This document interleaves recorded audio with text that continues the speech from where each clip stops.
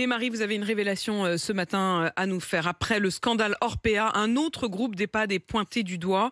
Marie, vous nous révélez ce matin que le groupe Helena Santé à l'origine d'une fraude de plus d'1 million d'euros à l'assurance maladie. Ce sont des personnels d'un établissement du Var qui lancent l'alerte. Des personnels soignants et éducatifs qui travaillent au sein du centre de rééducation Les Oiseaux dans le Var, un centre spécialisé dans l'obésité infantile racheté en 2011 par Helena, gros groupe de santé coté en bourse, plus de 80 établissements en France.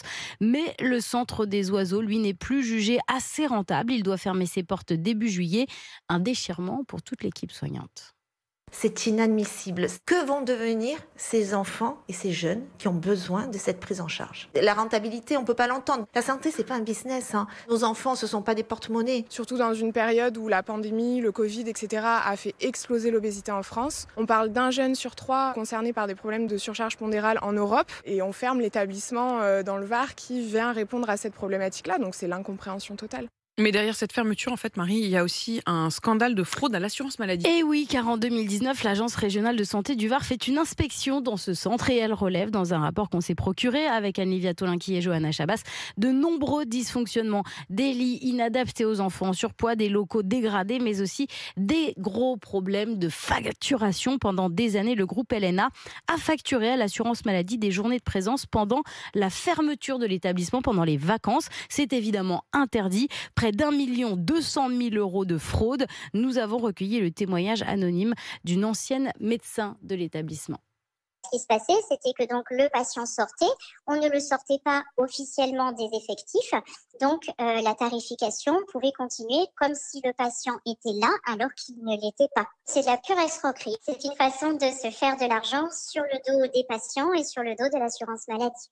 Et malgré cette vaste fraude passible de poursuites pénales, aucune plainte n'a été déposée par l'assurance maladie. Helena Santé a simplement dû rembourser.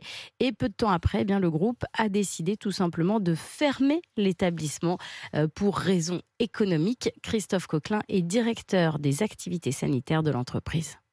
C'est un établissement qui était dans une situation économique extrêmement fragile. On a cherché d'autres solutions, ce qu'on n'a pas réussi à faire. C'est pour ça que vous avez mis en place un système de fraude à l'assurance maladie ?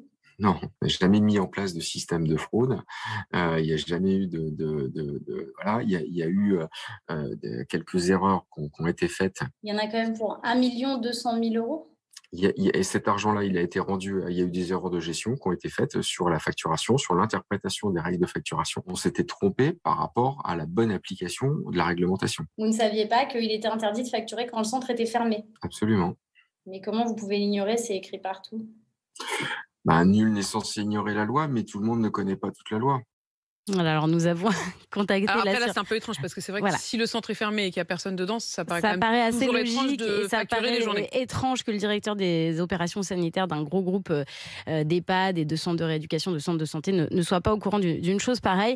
On a contacté l'assurance maladie et le ministère de la Santé. Bon, du côté du ministère, c'est un petit peu le bazar. Il n'y a plus de ministre de la Santé. Donc on n'a pas eu de retour, pas de retour non plus pour l'instant de l'assurance maladie.